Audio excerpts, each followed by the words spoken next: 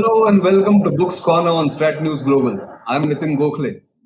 Today I'm joined by one of India's wisest and knowledgeable strategic thinkers, former Foreign Secretary, former National Security Advisor Shivshankar Menon, whose latest book is making waves in strategic circles and, of course, even amongst common people who have a new hunger for understanding strategic and foreign policy issues.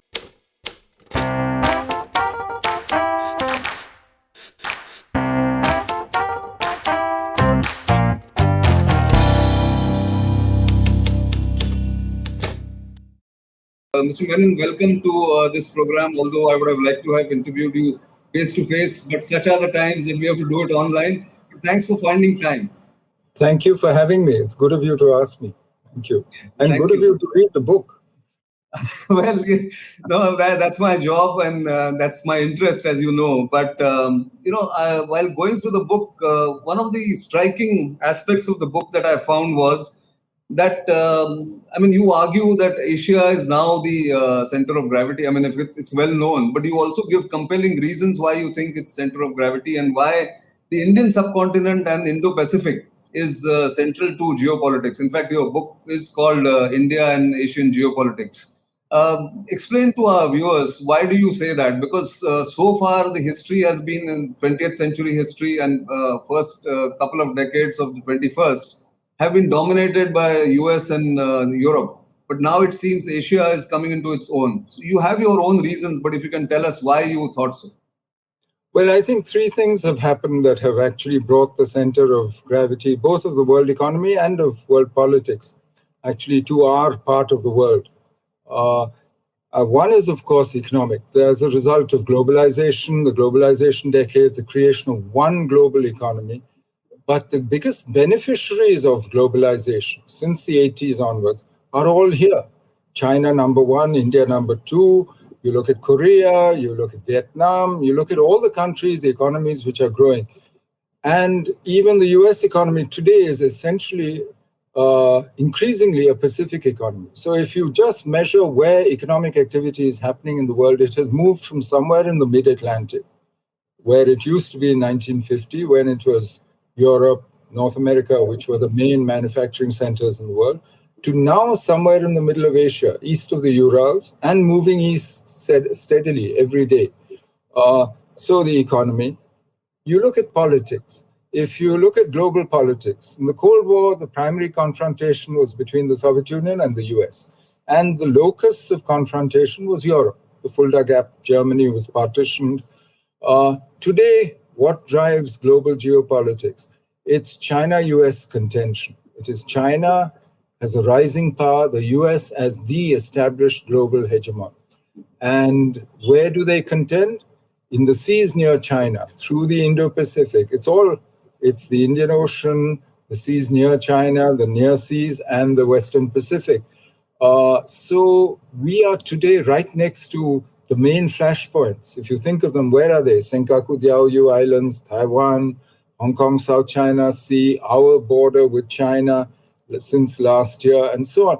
These are all things which involve China, which is our biggest neighbor, with whom we have the world's biggest boundary dispute, with whom we have managed to handle our relationships at certain times, but today, again, we're in crisis.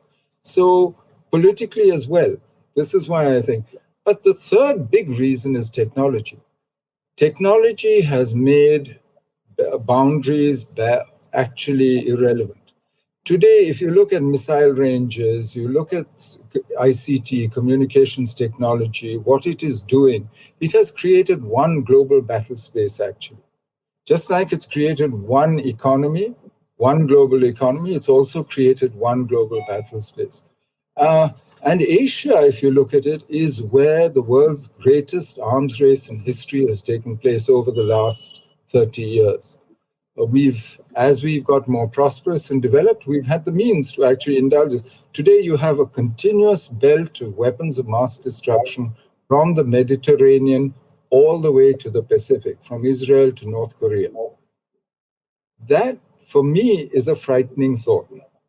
When, as I said, disputes are rife, you see power politics all around you, So therefore, I say we are now actually in a much more dangerous situation than we have been for some years. But also, we are right next to most of the flashpoints, and we are a big participant in this, whether we like it or not. Uh, the rest of the book actually argues what we should do about it.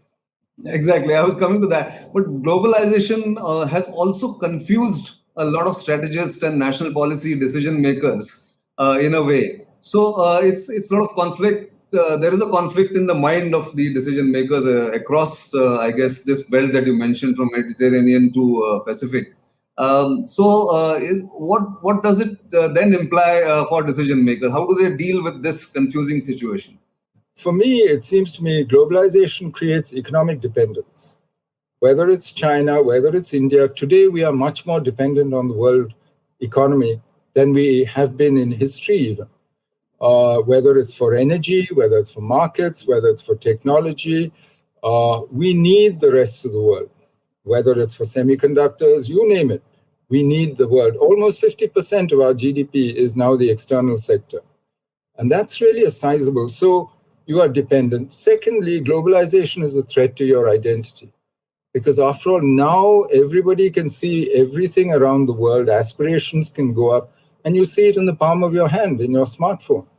You're connected by the web, and you see pushback against that. So what we see now in terms of the politics of emotion, the stress on nationalism, the rise of authoritarian leadership across the world, in China, in Japan, in India, everywhere, who rely on a version of nationalism which is much more strident and who are much more authoritarian. That is another reaction to globalization. So I don't think anybody expected this consequence, frankly. Exactly.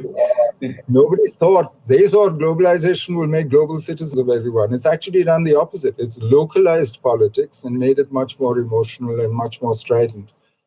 But the consequence for at least for resolving issues, taking care of, and today all the big issues are transnational issues. You look at climate change, you look at global terrorism. As I said, this is now one battle space. It's not separate. So you have globalized your problems, but your solutions, as you become more nationalist or even hyper-nationalist, if you like, your solutions need cooperation with everyone, but that cooperation is less and less forthcoming.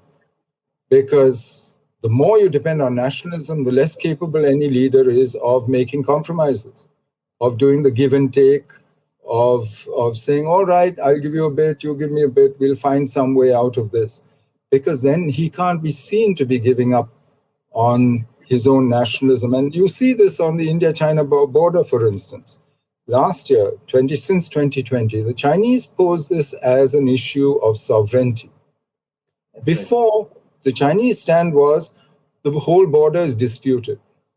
If it's disputed, you can negotiate, you can give and take, you can bargain. Yeah. If it's sovereignty, you can't trade sovereignty. Nobody can hand over territorial integrity and destroy it, right? No leader. Exactly. So the moment you pose it as sovereignty, and why is it posed by sovereignty? Because you now have a leadership which relies on nationalism for its legitimacy. It can no longer deliver 10% growth economic, so it's not relying on that kind of performance legitimacy. So therefore, it relies on, this is true across the board. It's not only true of China. China is an extreme case, in my view. But so it has consequences. And I think globalization, therefore, has had unintended or unforeseen consequences in many ways, and many of them political rather than economic. Whereas we always left globalization and its consequences and its discontents even to the economists to argue about. But I think we need to worry about the strategic consequences of what happened. Absolutely. I think so. I'll come to China and India specifically, but then what is the solution to this confusing signals that globalization gives to leaders? Is it more engagement, more reaching out, or what is it? I mean, how should they break this logjam? I mean, this conflicting. My answer for India, I mean, I'm not going to prescribe for the world. I don't know what the rest of the world will do. But for India, frankly, the answer is more engagement, given our situation. But it also means much more engagement in our immediate neighborhood, in the subcontinent and the Indian Ocean region. Because this is our periphery, this is our home. And unless this is secure and prosperous, we don't have a good base to actually deal with the rest of the world. And so my solution is self-strengthening first.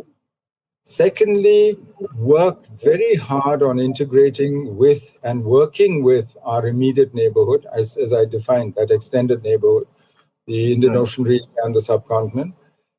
And then manage your issues with or your relationships with the major powers. There, frankly, it's still undergoing a churn.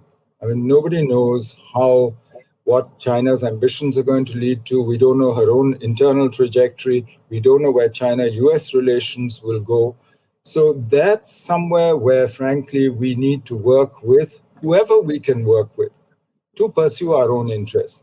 We have maritime interests where there's great congruence with the US in the Indo-Pacific, in keeping these oceans free, secure, because we depend on this for our energy, for our trade, and so on. And that goes right through the South China Sea to the Pacific. But we also have continental interests, where we have other partners we have to work with, Russia, Iran, and the others. And so, therefore, for me, it's not a question of abandoning strategic autonomy, because we will have to pursue our interests, which are pretty unique, by the way. There's no other country with our particular set of interests at our stage of development, with our geographical location and history. So we, therefore, will have to work with whoever we can when you look at it in the larger.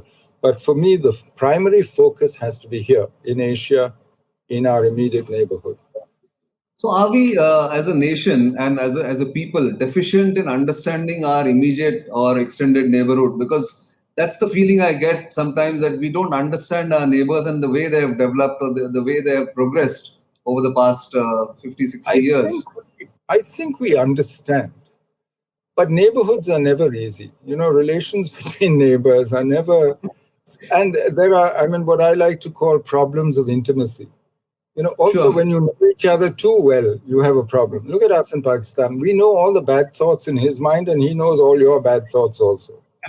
And that actually makes it more difficult to actually deal with. So neighborhoods are never easy. And I'm not saying that this is going to be a cakewalk. In fact, it's going to be much harder in today's situation to actually do. But the fact is, it's in India's interest. My fear is that, you know, the easy option is to say, oh, the world's got difficult, it's uncertain, it's in fact conflictual. Maybe, you know, shut them out. Let's close our doors, let's go home. And unfortunately, in the last 3 or 4 years, there's been a tendency. We walked away from RCEP. We've raised customs duties for 4 years running. You know, it's almost like a form of protectionism. If we walk away, if we interpret Atmanirbharta, which makes sense, by the way, self-reliance, but if we interpret it as autarky, then I think we're actually doing damage to India's prospects in the future, because we can't do without the world. We need the world. India has always done best when she's most connected to the world. The high growth years were when we actually opened up our economy and connected to and integrated ourselves into the world economy. That's when we did that. So that's my answer. My answer is, if you look at our interests and see which are they served by closing shop or closing our doors and windows, or by actually going out and engaging, I would say clearly by engaging. And that's what I try and argue for in the book. Yes, I read that in the book. So that is a central theme, actually. That's a common thread that runs right through the book. In fact, that's really why I thought I should write the book. It is, in fact, that is a very good thought, because people should understand the way it is. But coming to the neighbors again, we can't ask the neighbors to choose between us and China, for instance. I mean, that doesn't work. So how does one balance the need for national security, for keeping the balance of power in the subcontinent and in the extended neighborhood, when at a time when China is making increasing inroads and making no bones about it? You know, you're quite right. We can't demand exclusivity. You know, and I mean, there's an old Hindi film song, "Tum agar mujhko na chaho to koi baat nahi." This is not a valid approach anymore in the South. I don't think. Maybe in the 50s you could sing this, but not today, 60s. So I think what we need to do, we are very good at certain things. We have a level of affinity within the subcontinent, which is really unmatched in most other parts of the world. But we need to use that, not, oh, China's good at building big infrastructure, ports, bridges. Let them build them, as long as we can all use them. As long as we get the use of it, our neighbors get the use of it. If they do it on terms which work, why not? I don't see any harm. And you can't say, no, don't take it from them. But do what we are good for. We have proximity in our favor. Open up the border hubs. Open up the border to trade. After all, what do you do by building fences? You drive trade into smuggling. And you criminalize the border areas. And you you criminalize the border guarding forces in the long run by doing this. So open it with Bangladesh, open the border hearts, create interdependence where it's in your interest and their interest and the interest of the population to keep this open. We have done this successfully now for almost 15 years with Bangladesh, and you can see the results in power, in transport, whether it's inland water transport. But we need to do much more of this with each of our neighbors. We have direct access with all the other countries in South Asia. China has borders only with two, with Myanmar and Afghanistan. And the rest of it, frankly, and you know Pakistan's special case, but I mean the rest of it, we have huge advantages. We have cultural advantages, we have affinities in food, language, religion, everything, and use them. Open up to the subcontinent, make yourself an indispensable partner, but for both things, for their prosperity and for their security. And that is important. And don't project it as a favor. You're not doing them a favor. You're not. You're doing yourself a favor. And you tell them, I'm doing this because it's in my interest. They will believe you if you do it for selfish reasons, because they understand that. They will not believe you if you go and say, because of the goodness of my heart, I'm doing this. Besides, your heart might change tomorrow. So why should they believe it? So you need to actually make the rational argument to them. They are as smart as you are.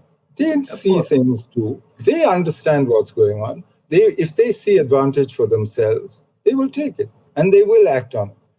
True. But I think there is a tendency, to think, and unfortunately to think in exclusive terms, like you said. Secondly, also to say, kahan jayenge? Exactly. The fact is, they do have other options today. And the closer we get to the center of gravity of world politics, the more other countries will get involved in the subcontinent. Today, the US is trying to get Nepal to sign on to free and open Indo-Pacific. China, of course, is very active in Nepal, even in her internal politics, is trying to keep the Communist Party together from splitting. And this is a reflection of the changed position of the subcontinent in global politics. So forget exclusivity, go out and make yourself useful to yourself. True. And in the process, you will do the right thing by your neighbors. And I think you can improve your position. I'm not, by the way, at all about the subcontinent. Yes. In fact, very well put. But I think one of the other issues that is going to concern India for a long time to come now, given what happened in 2020, you have been a long-time China watcher. What exactly do you think China was trying to do, and what were the reasons? They were not clearly tactical. They were not military reasons, in my view. I mean, I may be wrong, but there was something bigger than that. What would you think? I agree with you 100%. This was a big strategic decision. It's not a small decision of some local tactical adjustment that we need some military gain here, straighten the line. Not at all. There may have been those considerations as well, to segment the LAC, to make sure that we couldn't operate across, etc., and to try and counteract some of the new infrastructure that we had built. Maybe there are military tactical reasons also. But there was a strategic decision, and this could only have been at the top. And I think the larger decision stemmed from an understanding of where was India going, that India had been rising steadily for about 30 years, that And about 2 years ago, the Chinese started saying India is no longer non-aligned because they saw the development of India-US relations. So from their point of view, the closer you got to the US, the more you did with them, it was negative. But it's more than that. I don't think China's decisions on India are driven by what happens with the US. I think they are driven by China's own self-interest and their perception of their interest in the subcontinent, in the Indian Ocean region. And that's why I think this was aimed, at giving you, at least they tried, to tell you that, look, we have power on your border, and we can not just embarrass you, but we can actually change the status quo in our own favor when we want to. So you talk to us and listen to us. To tell your neighbors that don't think India is a countervailing force to China. If you think that you can rely on India, India can't even take care of itself. Thirdly, you've been very active on the maritime front for the last 30 years or so. You've overcome your initial sea blindness, as it were. If there is pressure on your land border, you will therefore have to use your resources, your attention on land. And as the Indian Ocean becomes more important to China, and she starts working with other partners like the Pakistan Navy and so on, since 2014, she's had an almost permanent presence in the Indian Ocean. So a permanent naval presence. So given that she now has a base at Djibouti, so given that any distraction, any lessening of your maritime presence and activity, which is what your cooperation with the Quad and the others amounts to, any lessening of that would be useful from a Chinese point of view, would improve the situation. And you would be tied down on your land borders. You already have a difficult relationship with Pakistan, which has been very strongly, in fact, the Chinese commitment to Pakistan has gone up steadily since 2015. So given that situation, it seems to me there was a larger strategic calculus on the Chinese side. I'm guessing here. The Chinese are never going to tell you all this. Exactly. Announce this. Maybe 50 years from now, if the archives open, we will know. But this is purely speculation, but this to me is the logical explanation of the facts that we have today. If the facts change... as far as you are concerned, because you watch China and you do watch China even now. But I remember very clearly when you were, I think, Foreign Secretary and then later NSA, the reorientation of the Indian strategic thinking towards China had actually begun around that time, 2007-8, and it's been steadily going up.